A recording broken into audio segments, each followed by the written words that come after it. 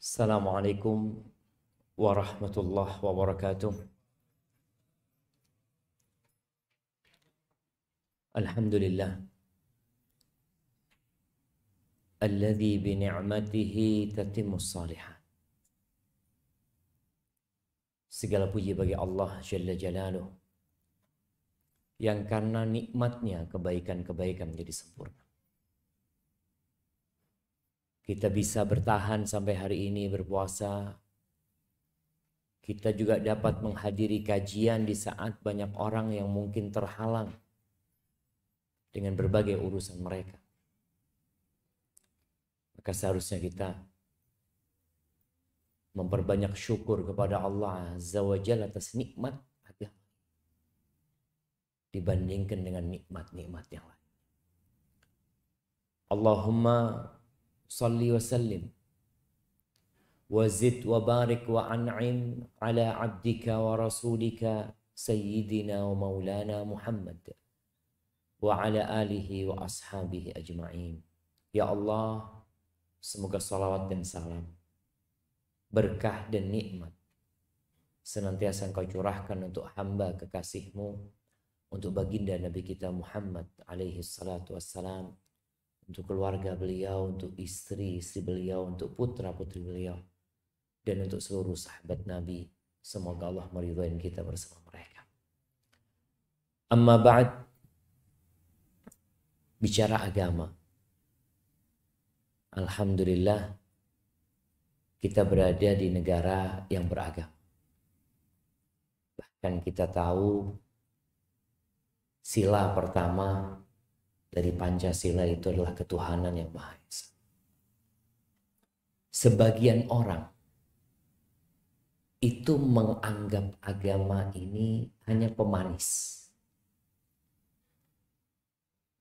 Ya, namanya pemanis itu kadang dihadirkan dan kadang tidak dihadirkan. Hanya untuk memaniskan suasana.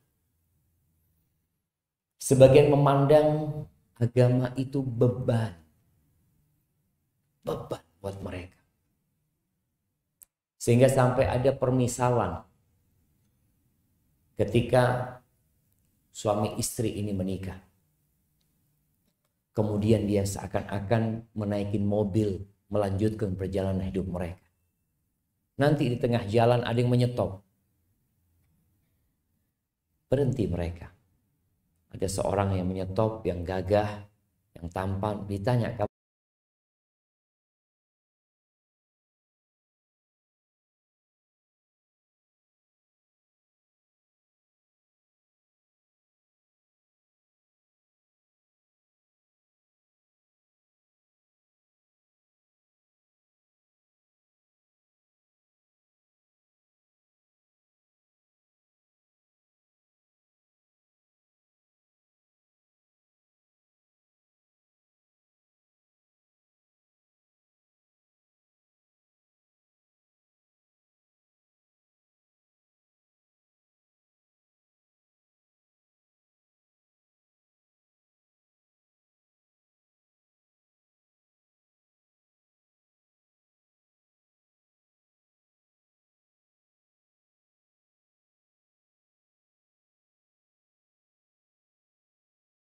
menyenangkan tidak akan menghibur mereka.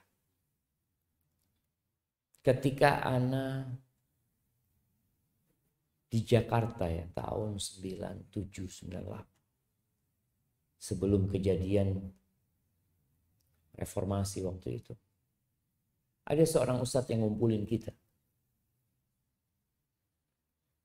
Ustadz itu ngomong, nanti kata dia, tahun 2000-an ke atas, yang laris itu ustadz. Kita tanya kenapa? Dia menyampaikan, nanti seakan-akan hiburan itu sudah dibuka. Orang itu sudah bisa menikmati segala sesuatu dengan mudah, tapi satu yang belum mereka dapat. kebahagiaan. Akhirnya mereka mencari kebahagiaan. Dan kita melihat alhamdulillah di masa sekarang ini konten-konten yang berbau agama dicari ke semua orang. Yang muslimin Masya Allah mereka mulai kenal istilah syar'i dan tidak syar'i. Dulu mana ada bank syariat? Ada. Syariat nggak ada. Dulu kita melihat di mana ada toko busana muslim. Sekarang mulai banyak. Ini menunjukkan bahwasanya manusia ketika mereka semakin tenggelam dalam dunia hiburan-hiburan mereka tidak mendapatkan kebahagiaan. Mereka butuh agama. Ahibati fillah. Tapi agama yang benar. Orang-orang yang mengungkapkan agama itu beban. Karena mereka berada di tempat yang salah dalam beragama. Allah Azza wa Jal tidak menjadikan agama ini beban buat kita sama sekali. Syariat puasa kita lihat ini. Sebagian orang beranggapan umat Islam ngapain puasa ini? Kalau dulu istilahnya orang-orang musyrikin ketika perang Badar mereka mengatakan gharra haula'i dinuhum. Mereka tertipu dengan agama mereka. Mereka mabuk dengan agama mereka. Kok mau-maunya dibohongin? Meninggalkan makan, minum. Dari sejak fajar terbit sampai matahari tenggelam. Apa nggak takut mati mereka? Dan terjadi, anak waktu ke Jepang itu, Masya Allah. Ada teman cerita, Ustaz, anak kalau Ramadan cuti, kata dia. Kenapa? Nggak boleh puasa di perusahaan anak. Di beberapa perusahaan boleh, kata dia. Kenapa? Karena mereka berpikir gimana kamu ini sejak fajar tidak makan, tidak minum. Terus kamu bekerja sampai nanti matahari tenggelam. Bisa mati kamu atau sakit. Kita yang tanggung jawab, kata mereka. Mereka nggak kenal sama agama. Makanya ketika Allah mensyariatkan ibadah puasa, apa kata Allah? Kama kutiba 'alal ladzina min qablikum. Ini nggak memberatkan. Orang-orang sebelum kalian sudah menjalankannya dan mereka bisa gitu. Jadi mereka kadang-kala salah beragama sehingga merasa terbebani. Kita melihat di beberapa tempat itu terjadi pemberontakan kepada tokoh agama. Iya. Di beberapa negara itu. Karena mereka merasa agama ini kok mengekang mereka.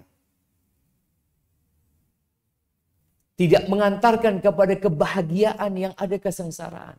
Berarti mereka sedang salah beragama. Ahibati fillah. Orang kalau tidak beragama itu bisa lebih buruk daripada binatang.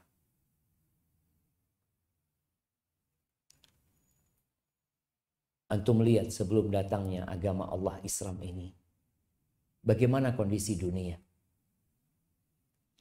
Ada dua negara adidaya. Romawi dan Persia pada saat itu. Adapun tanah Arab, Jazirah Arab, maka jangan ditanya.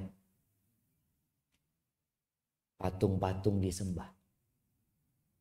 Batu yang mereka bikin sendiri. Kemudian ditaruh jumlahnya 360 berhala. Yang berada di sekitar Ka'bah itu disembah. Mereka menganggap ini agama mereka. Ahibati fillah. Tidak ada sesuatu pun di muka bumi ini kecuali bertasbih. Yusabbihu lahu ma fis samawati wal ard. Tapi ternyata ada di antara anak manusia yang tidak bertasbih. Rasulullah SAW mengatakan, tidaklah matahari terbit di pagi hari itu. Illa wa kullu khalqillah yusabbihullah. Illa syayatin wa aghbiya'u bani Adam. Semuanya bertasbih. Setiap pagi, setiap matahari terbit, semua itu bertasbih. Kecuali setan-setan dan aghbiya bani Adam. Ya, manusia-manusia yang kurang akal. Itu gak akan bertasbih. Maka ahibati fillah. Kalau orang tidak makan dan minum, ya mungkin dia berakhir dengan kematian. Orang kehabisan oksigen. Kita ingat beberapa waktu yang lalu kita sempat kehabisan oksigen. Dan kita mendapati banyak saudara-saudara kita yang mati. Ya, akhir kehidupan ini kematian. Antum mau makan, mau tidak makan, antum akan mati sebenarnya. Antum mau ada oksigen, nggak ada oksigen, akhir kehidupan itu adalah kematian. Setelah kematian itu mau kemana antum? Kalau antum beragama yang benar, maka akan ada kehidupan yang kekal dan abadi. Rasulullah SAW menceritakan sedikit kehidupan setelah kematian. Beliau mengatakan yu'ta bi an'ami ahli dunya min ahli nar yaumil qiyamah. Kelak akan didatangkan orang yang paling nikmat hidupnya di dunia. Antum bayangkan orang ini orang yang paling nikmat, yang paling kaya, yang paling terhormat di dunia. Tapi dia divonis menjadi penghuni neraka karena dosa-dosa yang dia lakukan. Fayusbagu finnari sabghah. Kemudian dia dicelup ke neraka satu celupan. Sabghah. Kemudian dia dikeluarkan. Lalu dia ditanya, "Ya ibna Adam, hal ra'aita khairan qat?" Wahai anak Adam, pernahkah engkau melihat kebaikan sedikit saja? Hal marra bika na'imun qat? Pernahkah engkau lewat dalam kehidupanmu kenikmatan? Lewat. Apa kata orang ini? Fayaqulu la wallahi ya Rabbi ma ra'aitu na'iman qat wala marra bi na'imun qat. Enggak. Aku enggak pernah melihat kebaikan walau lewat kenikmatan dalam kehidupanku. Bayangkan hidup dia 70 tahun di dunia. Dengan segala kelezatan dan kenikmatan. Dengan satu celupan, lupa dengan semuanya. Nggak ada kenikmatan lagi. Sebaliknya, orang yang punya agama, berpegang teguh dengan agamanya, menjalankan agamanya dengan baik. Kata Nabi SAW, yu'ta bi asyaddin nasi bu'san min ahli jannah. Akan didatangkan orang yang paling susah hidupnya, paling melarat hidupnya. Di dunia, mungkin nih orang nggak punya kaki, mungkin dia buta, cacat.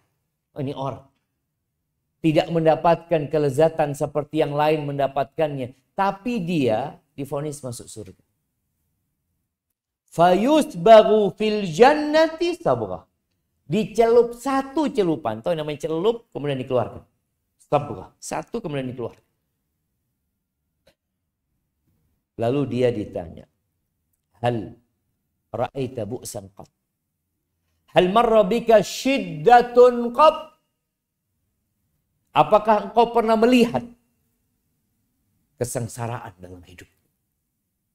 Engkau pernah melewati kesempitan dalam kehidupan? Padahal hidupnya semua susah. Artinya orang ini melarat merana hidupnya di dunia. Dengan segala kekurangan. Tapi dengan satu celupan. Apa kata dia? Wallahi ya Rabbi. Ma marra bi bu'sun qat. Wala ra'aitu syiddatan qat. Demi Allah dia bersumpah.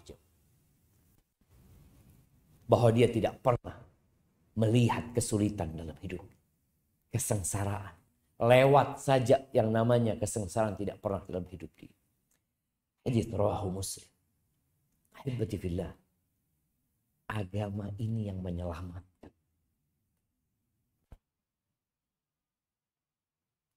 Di bulan Ramadan ini, sebelum Lebaran, biasanya dari pihak kepolisian mulai memberikan arahan. Apa arahannya? Hati-hati banyak pencurian. Karena mau Lebaran. Antum pernah dengar? Kenapa mau Lebaran kok banyak pencurian? Bukankah ketika masuk ke 10 hari terakhir, seharusnya umat Islam itu masuk ke fase terindah sepanjang tahun. Yang di situ ada satu malam yang lebih baik dari 1000 bulan. Tapi kenapa kok banyak terjadi pencurian? Ada yang kurang dari agama. Maka kita akan bicara tentang agama ini. Ya Allah, Nabi SAW berdoa, "Wala taj'al musibatana fi dinina." Jangan jadikan ya Allah musibah kami menimpa agama kami. Jangan sampai. Orang kalau kehilangan motor masih aman. Kehilangan orang-orang yang dia cintai. Tapi kalau kehilangan agamanya, na'udzubillah min dzalik. Dia lebih parah dari tadi yang disebutkan. Daripada binatang. Melakukan tindakan yang seharusnya tidak dia perbuat, dia lakukan. Ahibati fillah. Nabi juga berdoa memohon kepada Allah Azza wa Jalla. Allahumma aslih dinana. Alladhi huwa ismatu amrina. Ya Allah, perbaiki agama kami.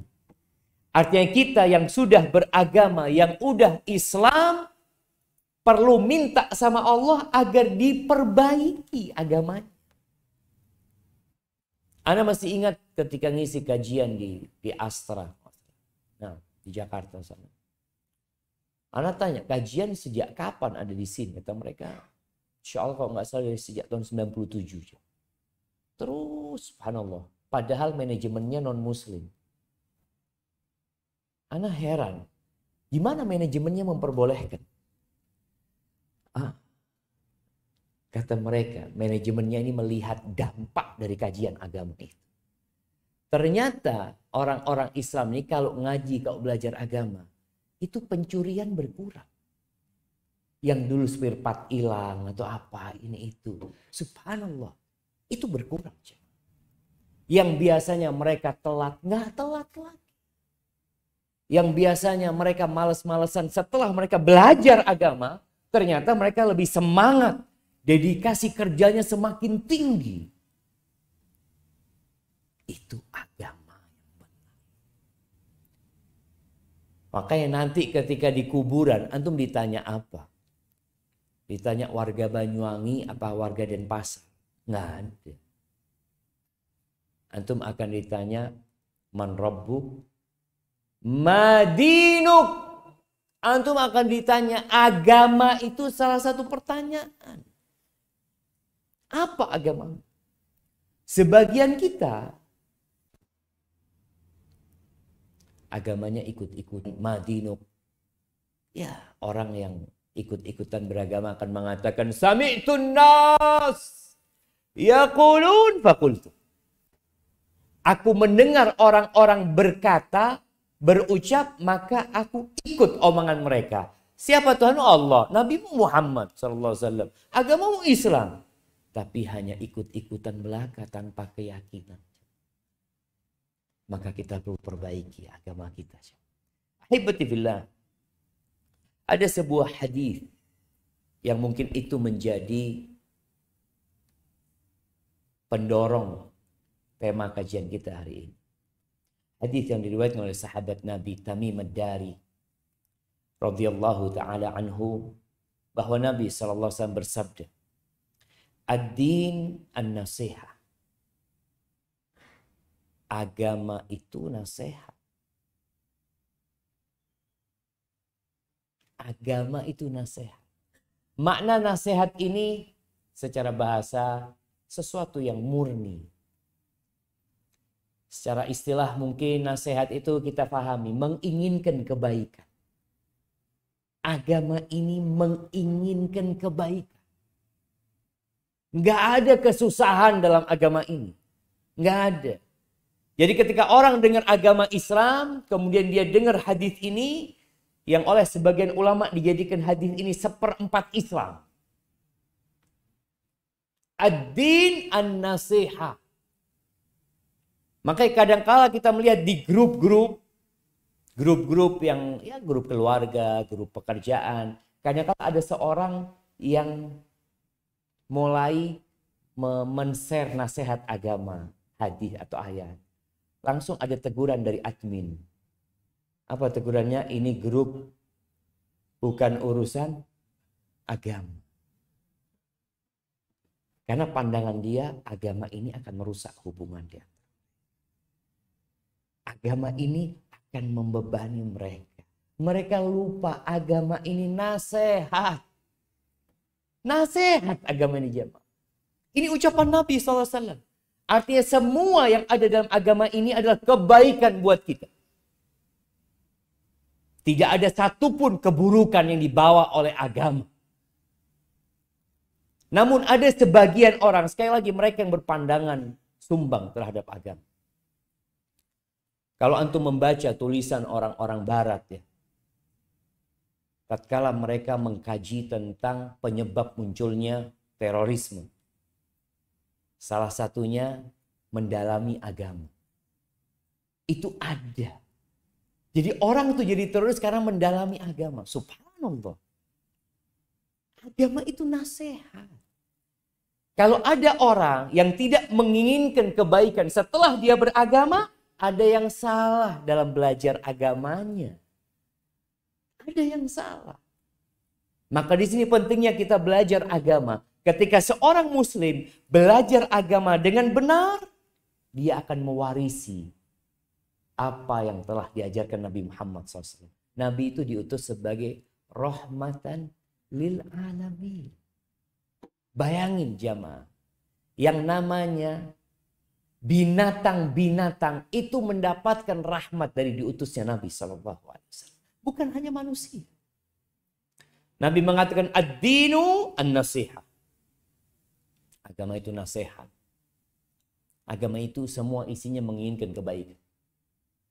Qulna liman ya Rasulullah. Untuk siapa kebaikannya itu diinginkan, untuk siapa? Jelasnya kita yang beragama. Tapi ditujukan untuk siapa? Qala lillah. Nasihat untuk Allah Azza wa Jalla. Yakni kita menunaikan hak-haknya Allah Azza wa Jalla. Ahibati fillah. Kalau bicara menunaikan haknya Allah, kenapa sih? Karena Allah yang menciptakan kita. Allah yang memberikan segala fasilitas kepada kita. Teman-teman yang hari ini bekerja, yang mungkin di PHK, yang mungkin sakit, yang mungkin sehat, yang mungkin tambah kaya, ingat yang ngasih itu Allah Azza wa Jalla.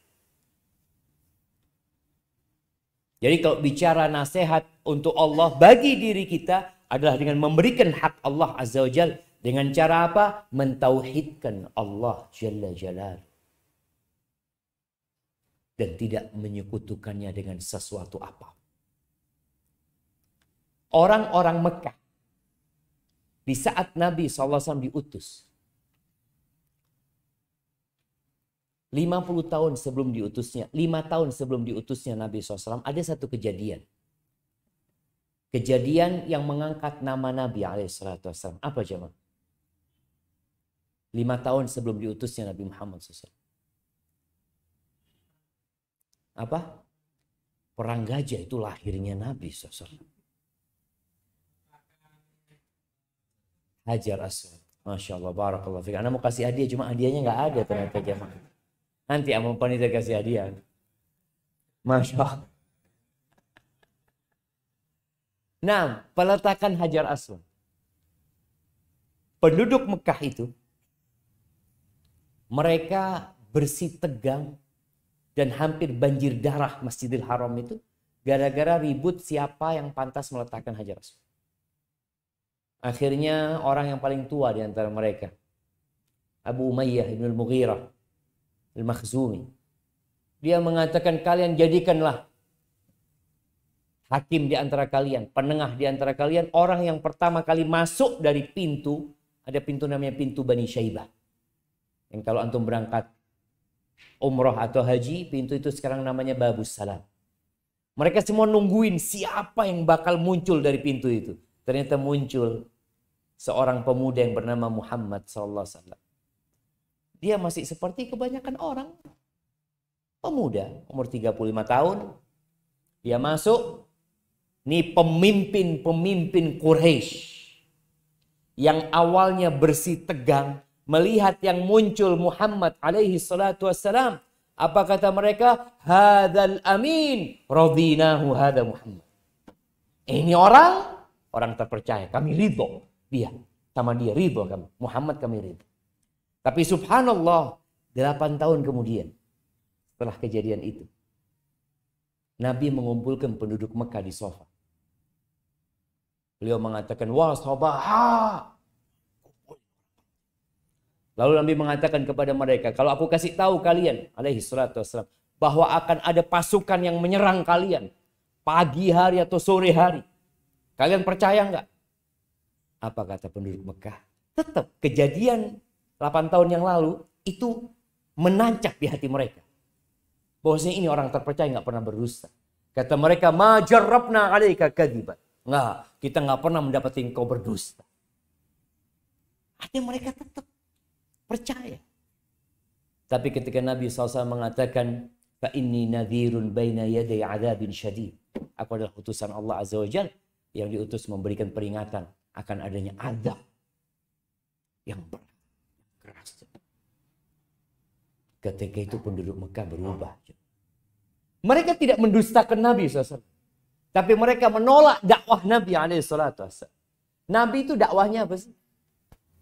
Beliau datang ke tempat perkumpulan orang-orang Mekah. Qulu la ilaha illallah. Katakan la ilaha illallah. Apa jawaban penduduk Mekah? Aja'alal alihata ilaha wahida. Inna hadha la syai'un ujab. Apakah dia hendak menjadikan sesembahan yang banyak mau dijadikan satu sama dia? Ini hal yang menakjubkan, mengherankan. Subhanallah. Wallah mereka tidak mendustakan Nabi SAW. Allah mengatakan fa'innahum la yukadzibuna. Tapi karena tradisi dan budaya mereka yang sudah mengakar, akhirnya mereka sulit untuk memberikan nasihat yang pertama ini. Mentauhidkan Allah Azza wa Jalla. Penduduk Mekah kalau ditanya, wala in sa'altahum man khalaqas samawati wal ard yaquluna Allah. Kalau engkau tanyakan kepada penduduk Mekah itu, siapa pencipta langit dan bumi? Jawaban mereka Allah gitu. Nggak mungkin patung menciptakan langit dan bumi, nggak mungkin. Mereka mengatakan menciptakan Allah.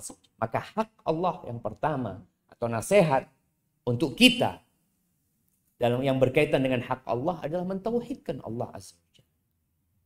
Bukan hanya percaya Allah itu ada, nggak cukup jemaah. Oh, saya percaya Allah itu ada.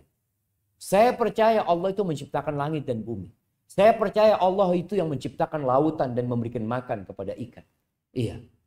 Baik. Kemudian, apakah sudah cukup? Nggak cukup. Engkau harus mentauhidkan Allah dalam beribadah. Engkau tidak boleh beribadah kecuali kepada Allah Azza wa Jalla. Engkau tidak boleh minta kepada lautan. Engkau tidak boleh memberikan kurban kepada gunung, kepada pepohonan. Nggak boleh. Bicara nasihat untuk Allah, engkau harus mentauhidkan Allah Azza wa Jalla. Dan engkau harus mencintai Allah lebih dari segala-galanya. Lebih daripada jabatanmu. Lebih daripada hartamu. Itu bicara nasihat untuk Allah Azza wa Jalla. Hebatifil Allah tuh yang punya kita. Semua tetesan darah yang ada di tubuh kita. Itu semua adalah pemberian Allah Azza wa Jalla. Maka bicara nasihat untuk Allah adalah dengan cara kita mentauhidkan Allah Azza wa Jalla. Dengan segala macam tauhid. Kita tidak beribadah kecuali kepada Allah Jalla Jalaluh. Kemudian kita melaksanakan perintah Allah Azza wa Jalla. Jadi kalau ada orang mengatakan, ya saya beriman kepada Allah. Nih perintah Allah puasa. Oleh karena itu kalau ada orang puasa dia menahan diri dari makan dan minum. Tapi bukan karena imanan wahtisaban, nggak ada gunanya. Karena dia puasa bukan buat Allah Azza wa Jalla. Oh puasa buat siapa? Ya gimana Ustaz?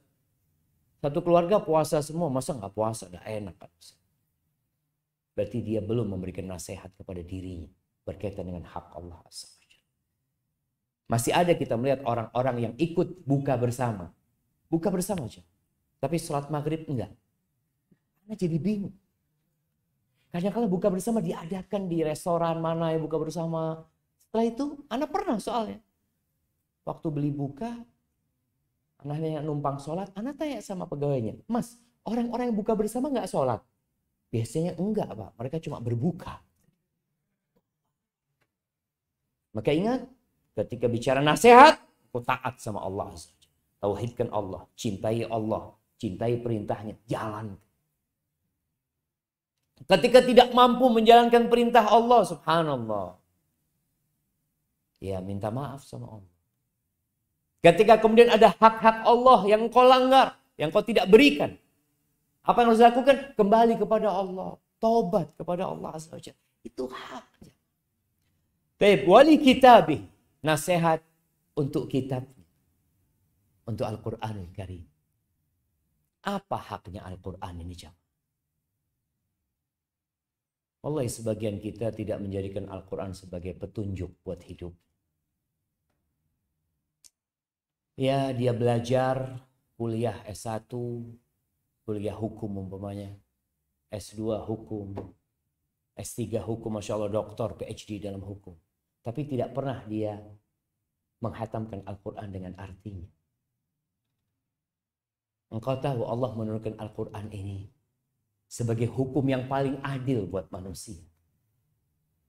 Bicara hak Quran adalah kau percaya Al-Quran ini kalamullah. Percaya nggak engkau ini kalamullah? Kita sering membaca ucapan manusia, omongan manusia yang berpotensi salah. Kita baca, kita kaji. Tapi kitabullah, kita nggak pernah selesai mengkaji dengan tafsirnya. Sudah banyak kitab yang engkau selesaikan. Ahibati fillah. Ini haknya kitabullah. Allah turunkan Al-Quran itu hudan linnas, petunjuk buat umat manusia. Syahrul Ramadan alladzi unzila fihi al-Quran hudan linnas. Al-Quran ini surat cinta yang Allah turunkan buat hamba. Kadang-kadang kita nggak baca. Boleh jadi kita nggak percaya. Kau percaya nggak itu kalamullah? Maka hak Quran adalah kita meyakininya ini adalah firman Allah. La ya'tihil batil. Nggak ada kebatilan di dalam. Engkau mau bongkar Quran itu. Mau dibaca dari depan, dari tengah, dari belakang. Engkau tidak akan mendapati kebatilan. Yang ada, wabayinat. Penjelasan dari petunjuk. Dan pembeda antara kebenaran dan keburukan. Dan kebatilan yang ahibati fillah. Ada kisah di Bogor. Ada teman. Dia cerita, anak pernah kasih sama sahib Ustadz Quran terjemahan buat non-muslim. Dia kasih Quran terjemahan karena dia memang punya percetakan Al-Quran. Dia kasihkan. Ini sama kawannya, ya sebagai hadiah dia bawa pulang, tapi nggak dia baca. Nggak dia baca. Sampai suatu hari, dia lagi punya masalah. Entah dia lagi duduk, matanya tertuju kepada mushaf terjemahan. Akhirnya dia ambil. Nggak pernah dia baca. Hari itu dia buka. Pertama dia buka, dia mencari pengarangnya. Apa yang ngarang? Betul. Dia cari pengarangnya. Kok tidak ada pengarang? Penyusunnya nggak ada. Akhirnya kemudian dia buka Al-Fatihah. Dia baca terjemahan Al-Fatihah sama terjemahan awal surat Al-Baqarah. Dzalikal kitabu la raiba fi hudal lil muttaqin. Ini kitab yang tidak ada keraguan di dalamnya. Kata yang baca, sombong banget buku ini. Orang itu kalau di awal buku selalu ada mukadimah, mohon maaf atas segala kekurangan, ini itu. Ini buku, dzalikal kitab la raiba fi hudal lil muttaqin. Sombong banget di buku gitu. Akhirnya dia baca lagi tuh, masuk Islam. Masuk Islam. Ini petunjuk. Apa yang sudah kita lakukan dengan Al-Quran? Kita yakin Al-Quran kalamullah. Kita harus menghormati Al-Quran. Menjadikannya sebagai pedoman hidup kita. Kita yakin itu mukjizat. Kita yakin semua berita yang ada dalam Al-Quranul Karim, semua berita yang ada di dalamnya, itu benar. Kemudian kita baca. Jangan hanya bulan Ramadan. Di bulan Ramadan ini banyak pertanyaan yang mengatakan, Ustaz, lebih baik mana Ustaz, baca Quran sama artinya atau baca hurufnya aja? Anak kadang-kadang tanya, antum sejak kapan baca Quran? Baru bulan Ramadan ini baca Quran. Kita punya waktu sepanjang tahun baca Quran. Dan yang pertama wahyu itu turun, Iqra. Iqra yang pertama. Maka kalau baca, ya antum baca hurufnya. Yang itu kalamullah tabaraka wa ta'ala. Dan antum baca artinya. Yang di situ ada petunjuk yang kita perlukan. Kalau dahulu orang-orang memang bisa bahasa Arab. Ketika mereka baca langsung paham. Kalau kita nggak paham. Dan antum merasakan. Ini bicara nasihat buat Al-Quran. Antum merasakan bulan Ramadan ini. Antum baca dengan artinya, dengan tafsir. Kata Uthman bin Affan radhiyallahu ta'ala anhu. Lau tahurat qulubukum ma syabi'at min kalami rabbikum. Kalau hati kalian bersih, suci, kalian nggak akan pernah puas membaca Al-Quran. Kita lihat bagaimana para salafus saleh. Allah, Nabi kita Muhammad SAW. Salat malam. 1 rakaat baca 5 juz. 1 rakaat. Kita 1 rakaat 10 hari tidak selesai. 1 rakaat. 5 juz 10 hari belum selesai. Ini 1 rakaat. Bagaimana cerita Hudzaifah, dia bermakmum sama Nabi SAW. Nabi mulai membaca Al-Baqarah. Kata Hudzaifah mungkin berhenti di ayat ke-100. Ternyata lanjut ya. Kata Hudzaifah mungkin berhenti selesai Al-Baqarah. Ternyata lanjut masuk An-Nisa. Allah.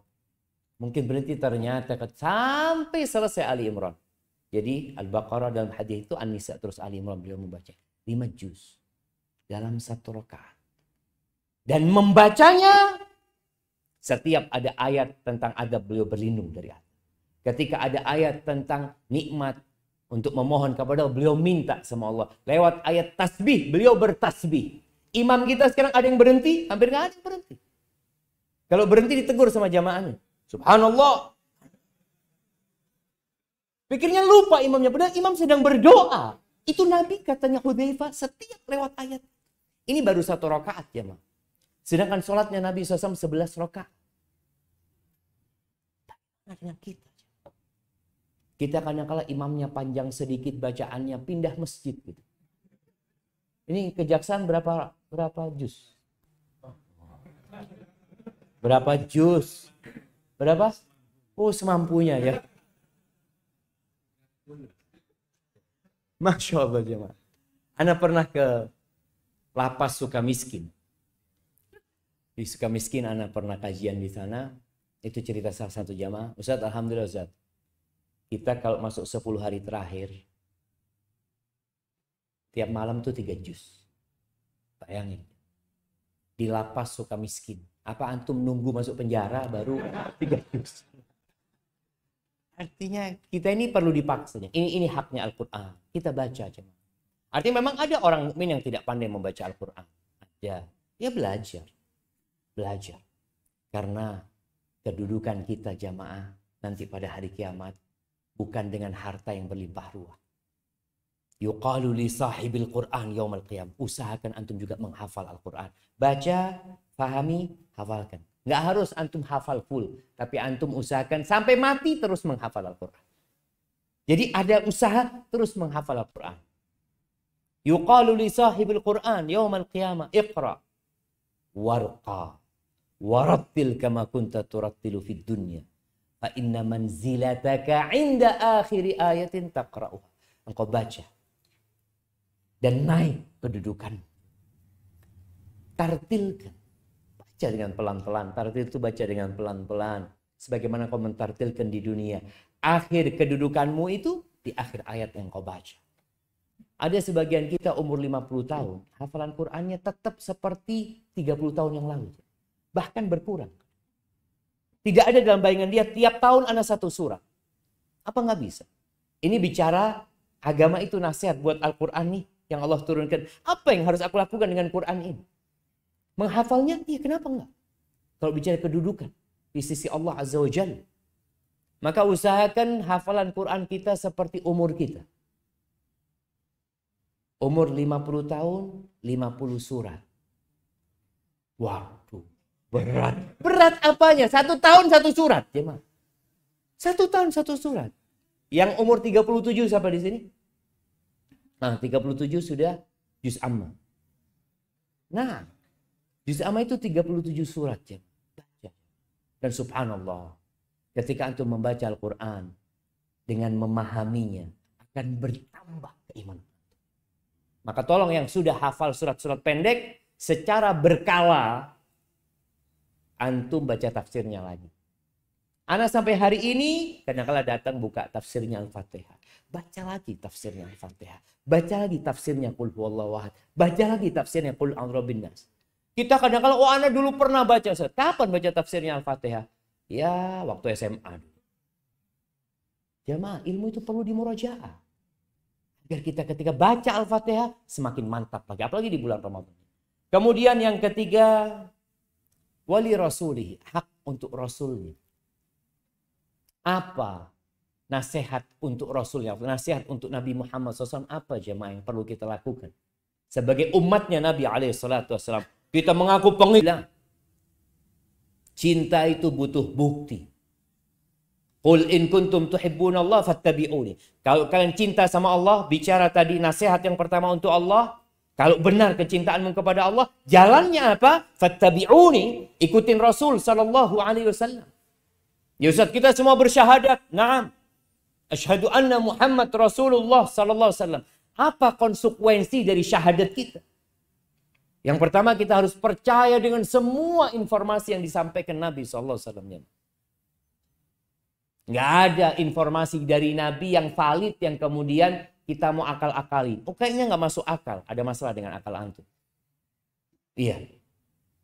Karena semua yang datang dari agama tidak mungkin bertentangan dengan akal sehat manusia. Jangan. Nggak ada. Kenapa? Karena agama ini sesuai dengan fitrah. Allah itu mengatakan, afala yatadabbarun al-Quran. Allah suruh kita tadabburi Al-Quran. Nggak akan kita menemui sesuatu yang menyimpang dari Al-Quran Karim. Dari agama ini. Dari Nabi SAW. Nggak ada.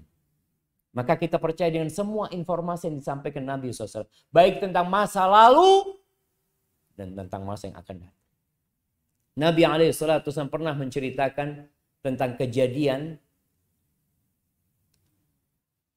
penggembala dengan serigala. Ada kejadian penggembala itu tahu-tahu ada serigala yang memangsa salah satu dombanya. Akhirnya dombanya ini diselamatkan dari serigala, serigala itu nggak jadi memangsa domba ini. Lalu serigala itu berbicara. Mengatakan kepada penggembala ini, kaifaan, gimana engkau nantinya di hari yang tidak ada lagi yang mengembalakan itu kecuali aku jadi pengembala domba itu. Para sahabat ada yang mengatakan Dhi'bun tatakallam. Serigala bisa bicara. Maka Nabi menekankan kepada mereka, iya, Abu Bakar percaya dengan cerita ini. Umar percaya. Wa ma thamma Abu Bakar wala Umar. Padahal Abu Bakar dan Umar sedang tidak hadir. Tapi mereka percaya. Kenapa? Karena Nabi tidak berbicara dari hawa nafsu. Wa ma yantiqu 'anil hawa. Semuanya itu adalah wahyu, in huwa illa wahyu yuha. Bayangkan bagaimana imannya Abu Bakar. Bagaimana nasihat dia untuk Rasul SAW. Ketika peristiwa Isra Mi'raj. Kalau mau bicara masuk akal apa enggak jemaah Isra Mi'raj? Menurut orang-orang musyrikin enggak masuk akal. Gimana Nabi SAW berangkat ke Masjidil Aqsa, subuh sudah ada di Mekah, di Masjidil Haram. Menurut akal mereka, loh kita itu perjalanan sebulan, pulang sebulan. Nih temanmu datang nih orang musyrikin mengatakan, ya Abu Bakar, kau udah dapat berita belum nih? Berita apa? Ada sahibuk, kawanmu tuh. Ngaku dia berangkat ke Masjidil Aqsa, wa asbaha fi Makkah, dan pagi harinya sudah di Mekah. Apa kata Abu Bakar? In kana qala dzalika faqad sadaq. Kalau dia nyampaikan itu benar. Abu Bakar, engkau percaya? Aku percaya dengan informasi yang lebih jauh dari itu. Aku percaya dengan turunnya wahyu dari langit. Maka kita harus yakin seyakin-yakinnya bahwasanya semua informasi dari Nabi itu benar, asalkan hadisnya sahih. Tapi hati-hati antum, kadang kalau ada selebaran ini ada hadis, cek dulu benar apa enggak. Karena kalau sahih nggak akan bertentangan dengan akal manusia, dan itu mungkin terjadi. Allah itu kalau hendak menentukan sesuatu tinggal ngomong apa? Kun, selesai. Yang kedua, konsekuensi dari syahadat kita atau kita mengatakan nah Rasulullah adalah utusan Allah adalah kita taat dengan perintahnya. Kalau disuruh nggak usah banyak tanya. Nabi itu nggak suka. Yang membuat umat sebelumnya itu binasa karena mereka suka tanya. Udah disuruh kerjakan. Sebagian kita kalau disuruh, nih lo Nabi perintahkan. Dia akan tanya apa? Wajib apa sunnah? Baik. Kalau wajib saya kerjakan. Kalau sunnah, ya akan cuma sunnah. Jangan. Karena termasuk nasihat buat Rasul SAW itu, kita melaksanakan perintah yang wajib dan yang sunnah. Kalau nggak mampu, ya sudah tinggal minta maaf sama Allah Azza wa Jalla. Tapi laksanakan perintah. Yang ketiga, jauhi larangan. Ahibati fillah, semua larangan agama dikaji. Semua larangan agama itu pasti berbahaya. Nggak ada yang tidak berbahaya. Nabi itu tidak melarang kita untuk melakukan sesuatu karena nggak suka dengan sesuatu, enggak. Karena memang itu berbahaya buat umatnya sehingga beliau tidak menginginkan umatnya melakukan hal itu. Yang haram-haram antum lihat. Lebih banyak yang haram apa yang halal dalam agama kita? Jamaah. Yang halal jamaah. Perintah sholat cuma 5 waktu. Antum punya waktu 24 jam. Perintah sholat 5 waktu. Panggilan untuk berjamaah 5 waktu. Sisanya silahkan untuk sholat sunnah di rumah umpamanya. Jadi laksanakan perintah Nabi, jauhi larangannya. Dan yang keempat, kalau engkau memang hendak memberikan nasihat kepada dirimu dalam mengikuti Nabi Muhammad SAW, jangan beribadah kecuali dengan syariat. Dengan tuntunannya. Mudah pokoknya jemaah. Kalau kita beribadah sesuai dengan tuntunan Nabi SAW, nggak ada yang ruwet. Tapi terkadang sebagian orang memberatkan dirinya. Ada orang yang dia mau sholat malam terus. Saya nggak mau tidur. Ada yang mengatakan saya dalam beragama tidak mau menikah karena ya menikah itu mengurangi ibadah kita. Sibuk sama istri, ngantarkan anak sekolah. Aduh, enggak sudah. Saya mau fokus ibadah. Ini sesuatu yang menyimpang. Ada yang mau puasa sepanjang tahun tidak berbuka. Betul, ada. Sahabat Nabi ada yang mau seperti itu. Maka ketika Nabi mendengar informasi itu, beliau naik mimbar. Harus diluruskan. Ini ada beragama nggak benar. Maka beliau menyampaikan, ma balu aqwamin yaquluna kadza wa kadza. Ada apa nih orang-orang yang mengatakan seperti ini dan seperti itu? Lalu beliau mengatakan, ama wallah inni akhsyakum lillah wa atqakum. Ketahuilah aku adalah orang yang paling bertakwa kepada Allah, yang paling takut kepada Allah Azza wa Jalla di antara kalian. Dan aku tidur. Dan aku sholat. Beliau sholat malam, beliau juga tidur. Aku berbuka dan aku berpuasa. Artinya beliau kadang-kala puasa, kadang-kala beliau berbuka. Ini di hari-hari bukan Ramadan. Wa atazawwajun nisa. Dan aku menikah dengan wanita-wanita. Bukan satu istrinya Nabi. Banyak istri Nabi SAW. Faman raghiba an sunnati falaysa minni. Yang tidak suka dengan sunnahku bukan dari golongan. Maka termasuk nasihat buat Rasul SAW adalah dengan cara kita tidak beribadah kecuali ikut syariat. Sebelum antum beramal, tanyakan. Nabi ngajarkan enggak. Nabi mencontohkan enggak. Nabi mencontohkan, kita garap. Nabi tidak mencontohkan, nanti dululah.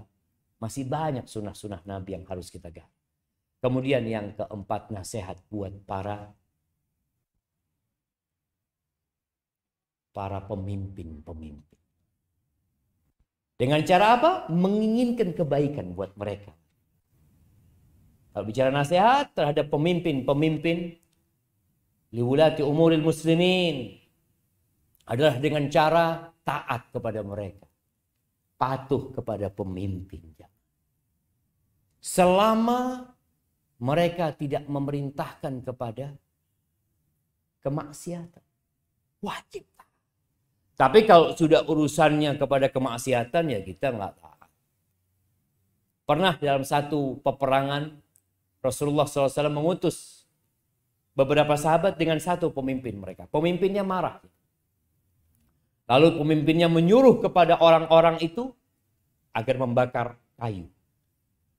Setelah kayu itu jadi, pemimpinnya mengatakan, kalian tahu Rasulullah SAW menyuruh kalian taat sama aku. Azamtu alaikum an tadkhulu hadhihi nar. Aku perintahkan kepada kalian untuk masuk ke api ini. Wallahi sahabat itu jemaah terbagi jadi dua. Kita disuruh taat, ya udah kita masuk aja, kata sebagian mereka. Sebagian mengatakan gimana kita mau masuk? Kita ini masuk Islam supaya selamat dari neraka. Kita malah masuk api, kata dia. Akhirnya mereka ribut, pemimpinnya yang tadinya marah akhirnya redam, udah nggak usah, kata dia. Akhirnya sampai berita itu ke kota Madinah. Kata Nabi SAW, kalau kalian masuk ke api itu, kalian nggak akan keluar dari api. Innama ta'atu fil ma'ruf. Taat itu dalam hal yang baik. Kita taat kepada pemimpin kita, kepada pemerintah kita. Termasuk nasihat buat mereka, mendoakan mereka. Mendoakan mereka. Bukan ribain mereka. Kita kadang-kadang menjadikan pemimpin itu, pemerintah itu sebagai bahan riba. Siang hari Ramadan apalagi ya, sambil nunggu buka. Menjadikan mereka bahan riba. Ahibati fillah. Dapat apa kita? Pahala kita ditransfer kepada pemimpin. Mereka yang dapat pahala. Kita yang puasa capek, yang dapat pahala siapa? Mereka. Engkau kalau nggak suka, doakan mereka. Engkau dapat pahala lagi. Daripada engkau bagi pahalamu kepada mereka aja. Walaupun pemimpin itu zalim. Nah. Sampai Rasul SAW menyebutkan kelak akan ada pemimpin-pemimpin yuakhiruna sholat an waktiha. Pemimpin yang mengundur waktu sholat sampai keluar waktunya. Gimana? Kata Nabi SAW, kalian sholat sendiri. Nanti kalau waktunya hadir sholat bersama pemimpin, ya sholat lagi sama mereka. Yang pertama wajib, yang kedua jadi sunnah buat kalian. Sampai seperti itu. Bicara nasihat buat pemimpin. Maksudnya konsep nasihat buat pemimpin ini kadang-kadang sebagian kita nggak paham. Loh Ustaz, dia zalim. Nah, ada pemimpin-pemimpin yang zalim jemaah. Sepanjang sejarah kita melihat bagaimana di masa setelah Nabi Muhammad SAW, setelah para khulafaur rasyidin, muncul pemimpin-pemimpin yang subhanallah. Mereka punya penolong-penolong yang kata Nabi SAW, qulubuhum qulubu syayatin fi juthmanil ins. Hati mereka hati setan jemaah, tapi tubuhnya manusia. Muncul pemimpin yang punya penolong-penolong kayak gitu. Apa yang perlu dilakukan? Ya doakan. Kita perlu mendoakan mereka. Memberikan nasihat, nah, bukan berarti membiarkan kesalahan, tidak. Pemimpin ini bicara pemimpin jemaah, sejak dari yang paling tinggi sampai yang paling rendah di kepala desa, itu pemimpin kepala desa. Juga mungkin camat, nanti bupati. Ketika mereka melakukan sebuah kesalahan, tugas kita tidak membiarkan. Memberikan nasihat. Karena kita ingin kebaikan buat dia. Tapi dengan cara yang baik dan hikmah. Jangan sampai kita ingin kebaikan, caranya salah. Memaki pemimpin dapat pahala apa enggak? Enggak dapat. Mendoakan pemimpin, pahala. Memperbaiki, dapat pahala. Tapi dengan cara yang baik. Al-Imam Syafi'i rahimahullahu ta'ala subhanallah. Beliau imam yang paham agama. Beliau pernah mengatakan, ta'ammadni binusika finfiradin. Wa jannibni nasiha fil jama'ah. Imam Syafi'i, engkau kalau mau ngasih nasihat aku, tolong ketika aku sendirian ya. Jangan di depan orang. Kalau engkau ngasih nasihat aku di depan orang, itu bukan nasihat, itu pelecehan. Maka kau jangan marah kalau aku nggak terima nasihatmu. Itu Imam Syafi'i. Sekelas Imam Syafi'i nggak mau dikasih nasihat di depan orang, jemaah. Terus kasih nasihatnya, ya udah. Ketika sendirian, berduaan, atau ketika kita mampu untuk mendekat sama dia, menyampaikan kepada orang-orang dekatnya. Kemudian yang terakhir, wali amatihim. Jadi, ad-dinun nasihat. Liman ya Rasul? Lillahi, wali rasuli, wali kitabihi, wali rasuli, wali a'immatil muslimin wa amatihim. Untuk imam-imamnya umat Islam dan untuk umat Islam secara umum. Nasihat buat umat Islam secara umum panjang sebenarnya jemaah. Tapi satu, anak akan ringkas, engkau cintai saudaramu seperti engkau mencintai dirimu sendiri. Nabi SAW mengatakan, la yu'minu ahadu hatta yuhibba li akhi ma yuhibbu li nafsi. Tidak beriman seseorang di antara kalian sampai mencintai saudaranya seperti mencintai diri sendiri. Akankah dia menyakiti dirinya? Nggak akan. Akankah dia bohong sama dirinya? Nggak akan. Akankah dia menipu dirinya? Nggak akan. Maka hendaklah kita dalam kehidupan ini menahan diri kita. Jangan menyakiti saudara-saudara kita yang muslim. Dan hendaklah kita berusaha menginginkan kebaikan buat mereka. Ahibati fillah. Jarir bin Abdullah al-Bajali. Jarir bin Abdullah al-Bajali ini sahabat Nabi yang Masya Allah yang tampan sekali. Sampai dia dikenal dengan Yusufu hadil ummah. Yusufnya umat ini. Masya Allah. Nabi SAW pernah duduk di masjid. Waktu itu Jarir baru datang untuk masuk Islam. Nabi mengatakan akan masuk dari pintu ini seorang yang di wajahnya usapan malaikat. Itu ketika Jarir masuk, semua sahabat memandang kepada Jarir bin Abdullah radhiyallahu ta'ala. Jarir berbaiat kepada Nabi SAW. Di antara isi baiatnya, ala nushi likulli muslim. Agar aku memberikan nasihat kepada setiap muslim. Nih, kalau agama ini dipegang oleh setiap muslim, bicara agama jamaah, maka insya Allah yang namanya penimbunan akan terjadi. Nimbun apa? Minyak goreng. Nggak akan terjadi. Jamaah. Penipuan, pencurian, nggak akan terjadi. Riba, ngomongin fitnah, bully, nggak akan terjadi. Ketika dia menganggap agama ini nasihat. Jarir ini pernah nyuruh anak buahnya beli kuda. Sudah, anak buahnya ke pasar, dia lihat ada kuda yang bagus, dia bawa, pemiliknya dibawa, kudanya dibawa. Ditanya berapa harganya? 300 dirham. 300 dirham. 300 dirham itu ya kira-kira 30 dinar. Berapa jemaah satu dinar? 4,4 gram emas. Setelah dilihat sama Jarir, kudamu ini harganya kayaknya 400 dirham. Ini nawar ke atas gimana? Orang kalau nawar antum lihat, Allah ditekan orang sampai nangis kalau bisa yang jualan. Ini Jarir bin Abdullah ditawar 400. Kata orang ini, terserah engkau wahai Abu Abdullah, terserah engkau, kata dia. Dilihat sampai ditawar 800 dirham. Iya. Yang bawa kuda ini heran sama majikannya. Ya Allah, dikasih murah cari yang mahal. Mungkin dia bayangannya kayak gitu. Dibayar jamaah 800 dirham. Dibayar. Setelah orang itu pergi tanya anak buahnya ini. Gimana ceritanya? Aku kasih 300 dirham. Engkau bayar dia 800 dirham. Kata Jarir, bayat tuh Rasulullah SAW. Ala nushi likulli muslim. Aku membaiat Nabi SAW agar aku memberikan nasihat kepada setiap muslim. Orang ini mungkin nggak tahu sama barang. Barangnya bagus sebenarnya. Maka dia ingin memberikan hak dia. Ini yang perlu kita praktekkan dalam kehidupan. Bisa jemaah? Berat, Ustaz. Tadi kita itu kalau bisa nawar barangnya orang. Sampai dan kita kalau tahu orang nggak tahu barang seneng jemaah. Alhamdulillah, alhamdulillah. Jangan, kesian. Kesian dia. Walaupun kalau bicara akadnya, akad jual belinya sah.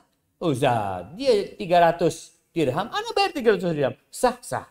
Tapi bicara nasihat, agama sebagai nasihat, engkau menginginkan kebaikan buat setiap muslim.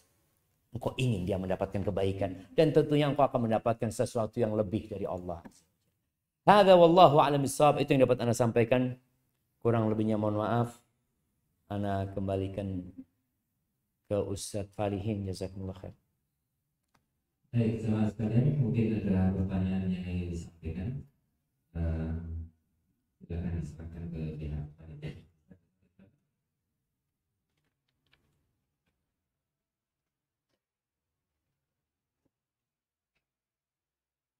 Baik, bismillahirrahmanirrahim. Ada pertanyaan Ustaz. Assalamualaikum. Pertanyaan pertama, Anda mau tanya tentang malam Lailatul Qadar.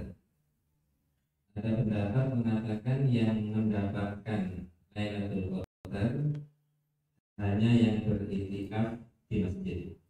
Bagaimana menurut Antum? Pertanyaan kedua, ketika menjadi imam Rasulullah 1 rakaat 5 juz seperti yang disampaikan oleh Ustaz tadi. Bagaimana dengan hadis yang isinya berbunyi kalau jadi imam untuk orang banyak hendaknya meringkas bacaannya? Syukran Ustaz. Masya Allah. Nah, jemaah barakallahu fiik. Pertanyaan yang menarik sekali kalau bicara Lailatul Qadar. Tidak ada syarat meraih Lailatul Qadar itu i'tikaf. Enggak ada. Yang ada sabda Nabi SAW, man qama Lailatul Qadri imanan wahtisaban ghufira lahu ma taqaddama min dzambi. Barang siapa yang sholat di malam Lailatul Qadar, bangun dia nggak tidur di malam itu sholat, maka akan diampuni dosa-dosa dia yang lalu. Jadi kalau bicara Lailatul Qadar ini nggak harus iktikaf, hanya saja iktikaf itu menjadi sebab yang paling maksimal untuk mendapatkan Lailatul Qadar. Karena kalau kita di rumah, boleh jadi sholat kita jamaah masih kurang ya. Atau kita masih sibuk dengan handphone kita. Nasihat buat yang iktikaf jangan bawa handphone. Ustaz, kan bisa belanja. Buat lebaran enggak, antum iktikaf fokus ibadah. Jadi yang iktikaf itu dia akan lebih maksimal sebenarnya. Tapi tidak dikatakan syaratnya harus iktikaf. Enggak.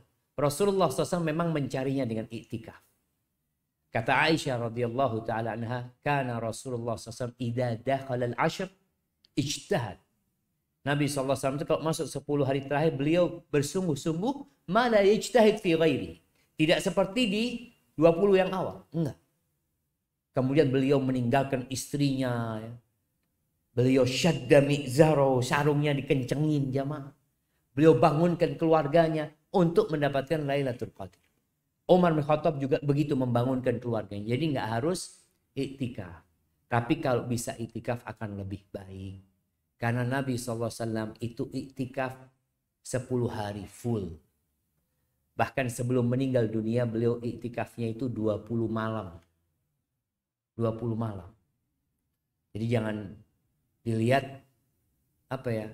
Kadang-kadang sebagian orang itu kan Rasul SAW. Nah, Nabi itu sudah diampuni dosa-dosa. Kalau Nabi aja kayak gitu, apalagi kita aja. Itu berkaitan dengan yang pertanyaan pertama. Pertanyaan yang kedua berkaitan dengan perintah Nabi SAW. Nabi pernah marah ya kepada Mu'adz bin Jabal ketika sholat Isya. Beliau baca Al-Baqarah. Itu ada yang mufarokoh jamaahnya, ada yang memisahkan diri akhirnya. Nabi marah kepada Mu'adz. Afattanun ya Mu'adz. Disitulah kemudian Nabi SAW menyuruh kalau engkau sholat jadi imam, kau perhatikan makmummu. Di situ ada yang tua ya. Di situ ada yang anak kecil, ada yang sakit, ada yang dzal hajah, ada yang punya keperluan. Jadi ini berkaitan dengan sholat fardu, sholat wajib. Karena sholat wajib itu ya mau nggak mau dia kan harus berjamaah gitu. Tapi kalau sholat sunnah kan pilihan. Dia nggak mau ya sudah.